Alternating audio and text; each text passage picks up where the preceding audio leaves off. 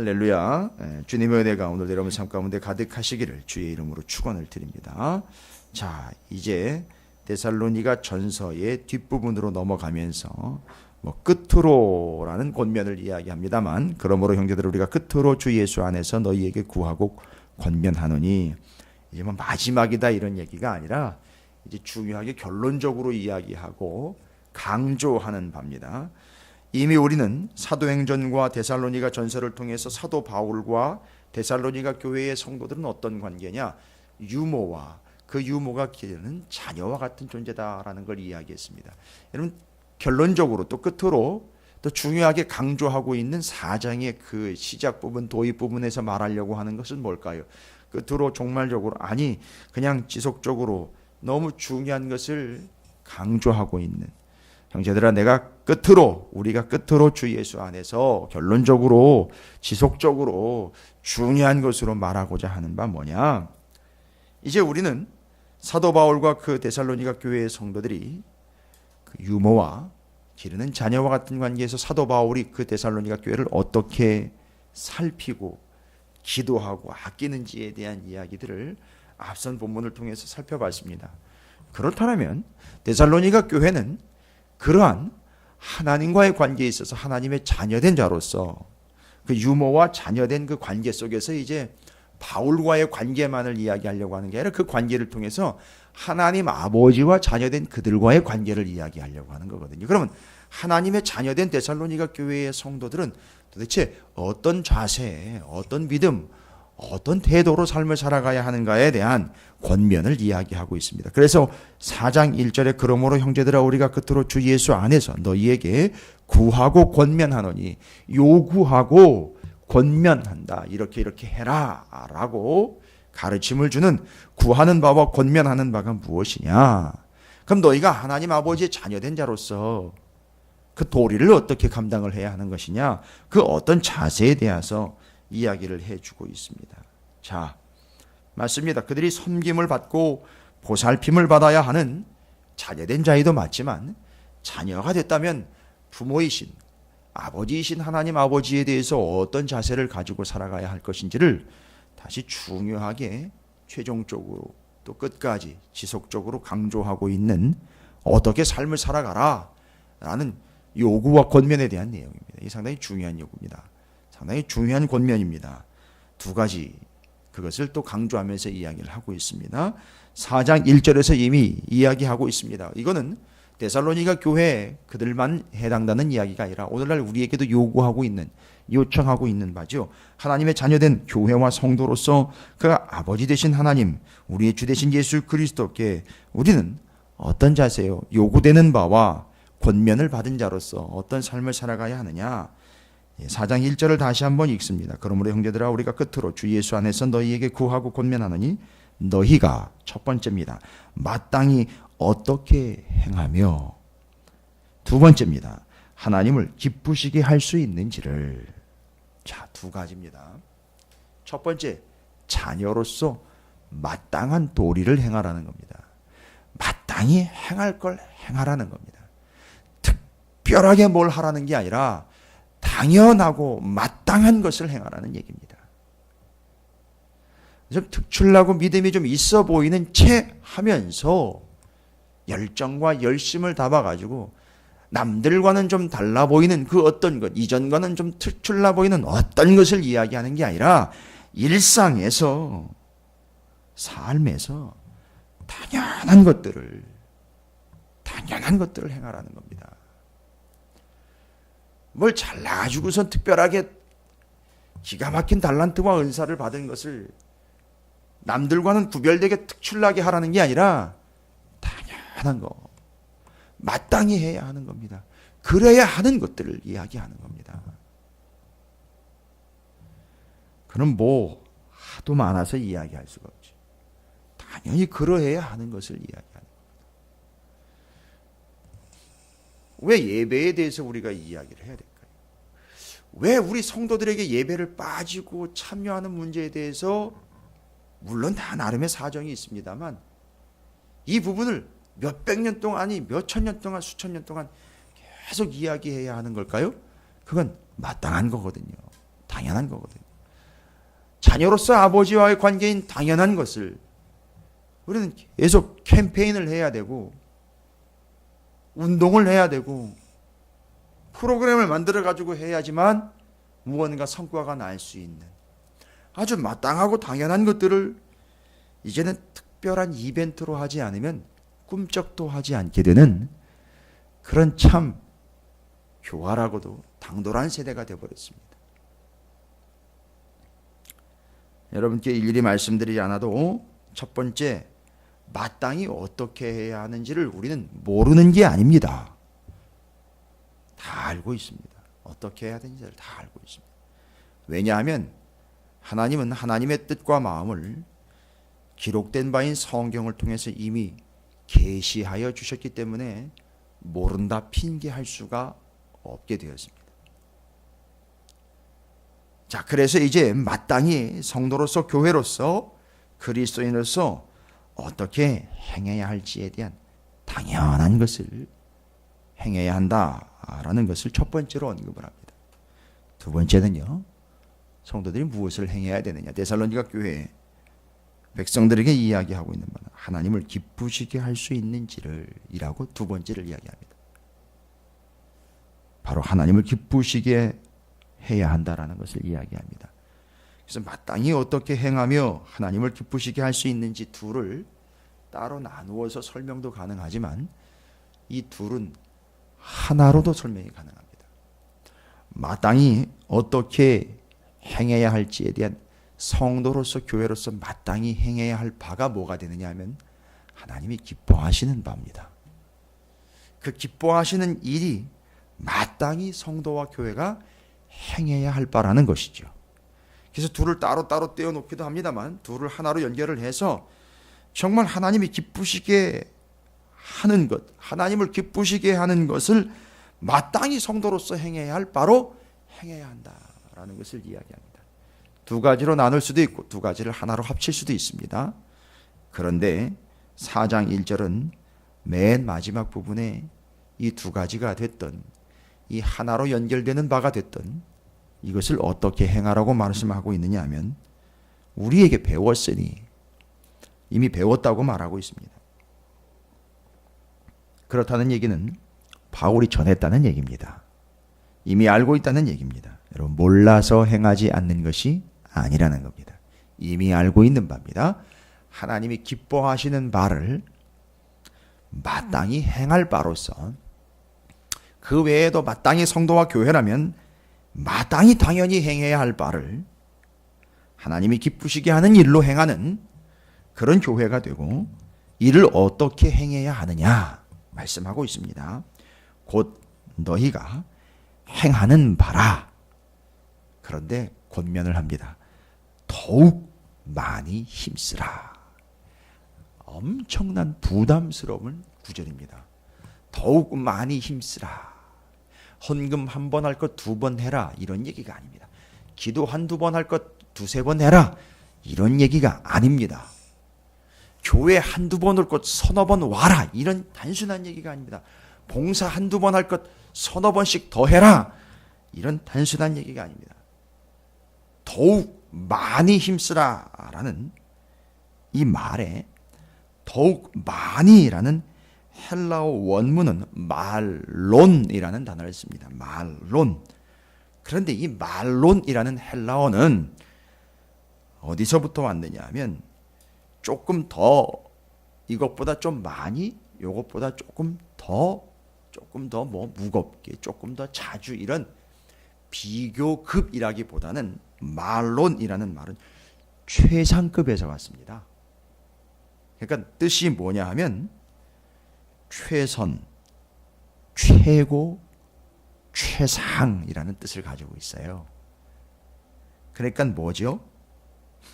마땅히 행할 바와 하나님 아버지께서 기뻐하시는 일에 최선을 다하라는 것이지 횟수를 더하라는 얘기가 아닙니다.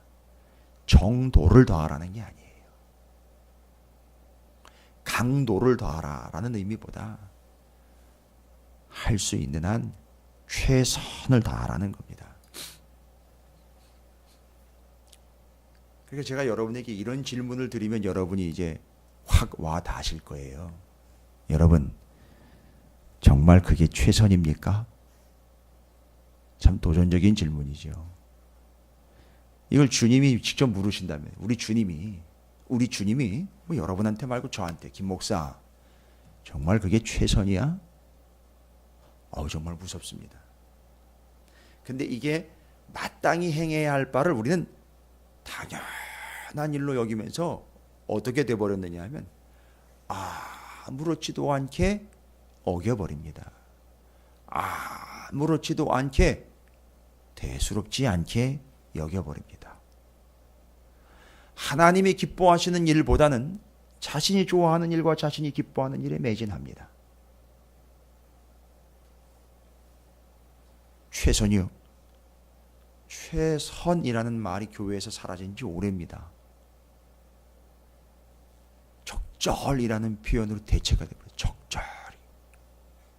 적당이라는 말은 아직 사용하기가 위험스러우니까 적절히. 아이고, 당연히 그렇게 하셔야지요. 그거 뭐 어쩌겠습니까? 그러나 거기서 우리는 오늘 데살로니가 교회의 성도들에게요, 그렇게 그 어린아이 같은 젖먹이 같은 그 교회를 떼어놓고 나온 바울이 뭐라고 이야기를 하고 있느냐 하면, 마땅히 행해야 할 바, 하나님 아버지께서 너무너무 기뻐하시며 좋아하시는 일에 최선을 다해라. 바울이 질문한 거죠. 여러분, 그게 최선입니까? 내 사랑하는 아들아, 내 사랑하는 딸아, 정말 그게 최선이냐? 자, 바로 하나님은 그런 양이나 횟수, 강도를 이야기하시는 것이 아닌 그 마음을 이야기하고 있다는 것을 우리는 알 수 있습니다. 자, 잊지 마십시오. 명확한 권면과 요구사항입니다. 지침입니다. 마땅히 당연히 해야 할 것을, 하나님이 기쁘시게 여기시는 것들을 더욱 많이 힘쓰라. 최선, 최상, 최고, 최우선, 뭐 이렇게 얘기할 수 있겠죠. 이렇게 최선을 다하라는 겁니다. 주님, 정말 제 입장에서는 이것이 최선일 수밖에 없습니다. 그건 하나님과의 관계에서 여러분께서 정말 솔직하게 진실되게 하나님과의 관계에서 고백하시면 됩니다. 그러나 우리가 지침으로 삼아야 할 것은 바로 최선을 다하야. 두 가지죠. 하나님이 기뻐하시는 것, 당연한 것을 최선을 다하시기를 주님의 이름으로 축원을 드립니다. 스스로에게 늘 질문하세요. 마치 하나님 아버지께서 우리에게 질문하시는 것처럼, 얘야, 그게 최선이냐? 그게 최상이냐? 자, 이렇게 질문해 보시면 될 것 같습니다. 자, 그렇다면은요, 이제 저는 소위 말하면 마땅히 행할 바와 하나님이 기뻐하시는 일에 대한 기본적인 개념을 이야기를 드렸어요. 그럼 구체적으로 마땅히 행할 바와 하나님이 기뻐하시는 그 내용은 무엇인지를 뒤에서 설명을 합니다. 아주 구체적으로 설명을 합니다. 많은 것은 아니지만 명확한 한 가지를 설명을 해주고 있습니다. 3절이죠. 하나님의 뜻은 이것이니, 뭡니까? 하나님의 뜻은 이것이니, 바로 이 하나님의 뜻이라는 게 당연히 우리가 행해야 할 바이고, 요게 바로 하나님이 기뻐하시는 바라는 겁니다. 그 내용을 뒤에다가 이어서 3절에서 3절, 4절, 5절 이렇게 이어서 설명을 하고 있는 거예요.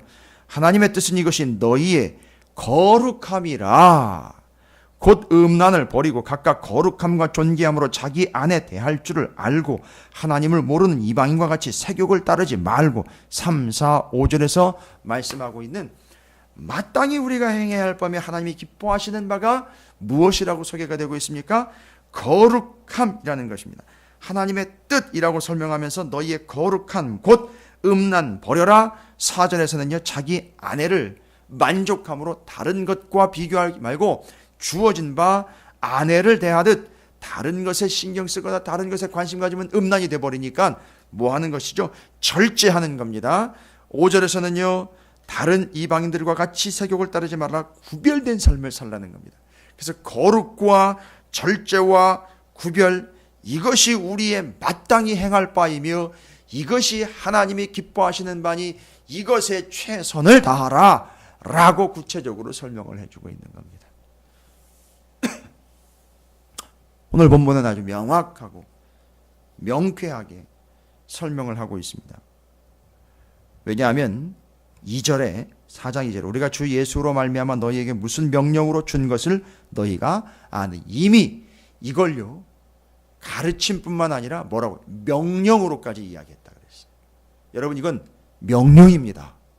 그냥 권고사항이나 여러분이 마음에 들면 알아서 하시는 취사 선택의 문제가 아니라 옵션이 아니라 명령입니다. 마땅히 행할 바 하나님이 기뻐하시는 바에 최선을 다하십시오. 이건 명령입니다. 그런데 그 하나님이 마땅히 행해야 할 바로 기뻐하시는 바로 언급한 바는 뭐냐면 거룩하게 절제하며 구별된 삶을 사는가. 그것이 바로 하나님이 우리에게 마땅히 행할 바와 하나님이 기뻐하시는 바로 말씀해 주신 거예요. 그러면 결론이 다 나왔습니다. 여러분 구별이라는 말이죠. 그게 거룩 아닙니까? 거룩한 것, 구별된 것. 그것이 어제 새벽에는 제가 말씀드린 그렇게 거룩하게 구별된 것을 성경에서는 어떤 상태로 설명? 아름다운 것이라고 이야기했어요. 그런 삶이 아름다운 것입니다. 그렇게 사는 것이 성도다운 것이죠. 교회다운 것이죠. 구별되어 거룩함을 유지하며 절제하며 하나님 안에서의 그 뜻인 거룩함을 최선을 다하라. 그게 성도와 교회의 당연하고 마땅한 바요 하나님 아버지께서 기뻐하시는 바라. 정확하게 설명을 해주고 있습니다. 그래서 이것을 적극적으로 최선을 다하라. 요거와 대조되는 말이 7절에 소개가 되고 있습니다. 하나님 우리를 부르심은 부정하게 하심이 아니요 거룩하게 하심이니. 앞에 걸 다 정리를 해버렸죠. 싹 다. 이것을 뭐 하라는 것이죠? 최선을 다하라. 이게 당연한 거고 이것이 하나님이 기뻐하시는 바인데, 그런데 8절을 보십시오. 그런데 저버리는 자가 있다는 거예요. 저버리는 자. 저버리는 자는 사람을 저버림이 아니요 너희에게 그 성령을 주신 하나님을 저버림이라. 여기 저버림이라는 말은 헬라어로는 아데테오라는 말인데 아까 그 말론이라는 말과 완벽 대조를 이루는 거라고 보시죠. 그렇죠? 그러니까 지금 1절과 8절에 완벽 대조를 이루는 대구가 나와 있는 거죠. 더욱 많이 힘쓰라라는 말과 저버림이라는 말이 완벽 대조를 이룹니다. 그래서 그 더욱 많이 힘쓰라는 말은 최선을 다하다라는 말이었죠. 뭐에 대한 것이었죠? 당연한 것. 하나님 기뻐하시는 것. 내용은 거룩함, 절제, 구별 이거예요. 근데 이걸 저버리는 자가 있다는 얘기예요. 저버린다라는 아데테오라는 저버리다라는 헬라 원문을 해석을 하면 이런 뜻입니다. 거절한다, 업신여긴다, 패하다. 뭔 얘기입니까? 하다가 끊어버리는 겁니다. 깨트린다, 인정하지 않는다라는 거예요. 그러니까 완전히 대조가 되고 있죠. 지금 거절하는 거예요. 그 뜻을 업신여기는 겁니다. 멈춰버리는 거예요. 아니, 거부를 해요. 아예 깨트려버리는 겁니다. 그러나 1절에서는요. 그것에 최선을 다했으나 여기 저버리는 자는 그 하나님의 뜻 당연한 것들을 어떻게 한다는 것이죠? 거절하는 겁니다. 업신여기는 것이고 폐해버리는 것, 깨트리는 것입니다. 인정하지 않는 겁니다. 완벽 대조를 이루고 있습니다. 그것은 그것 자체 그 행위를 저버리는 게 아니라 누구를 저버리는 게 되느냐 하면 하나님을 저버리는 바가 된다라는 것을 설명합니다. 그런 자가 되지 말라는 걸 이야기하는 거예요. 그래서 대조를 통해서 권면의 극치를 이루고 있습니다. 여러분 우리 모두는 다 오늘 말씀을 통해서 명확하고 분명한 우리의 당연한 바, 마땅히 행할 바, 하나님이 기뻐하시는 바가 무엇인지를 언급하신 본문을 우리가 또한 받았습니다. 이건 명령입니다. 저버리는 자가 되지 말고, 그 멈추지 말고, 제발 그걸 끊어버리지 말고, 그걸 먹다 안 먹다 반복하는 뭔 보조식품처럼 그렇게 하지 말고 명령으로 받아 끝까지 하나님이 기뻐하시며 우리의 마땅한 바인 거룩하게 구별되어 절제된 삶, 구별과 거룩이라는 의미를 잊지 마시고 여기에 최선을 다하시는 온전한 삶을 살게 되시기를 주님의 이름으로 축원을 드립니다. 오늘 한 날의 삶이 그러한 삶이 되시고 그 뜻을 이루시기를 주의 이름으로 다시 한번 부탁을 드립니다. 자, 오늘 말씀 기억하시면서 하나님 제가 당연한 바, 하나님이 기뻐하시는 바 거룩하게 구별되어 절제요 또 하나님의 나라의 뜻에 합당한 삶으로 살아가는 구별된 자의 삶에 최선을 다하는 삶으로 그것을 저버리지 않는 선택된 자의 삶을 살아가도록 힘을 주십시오. 주의 이름을 크게 한번 부르시고 통성으로 함께 기도합니다. 기도하겠습니다.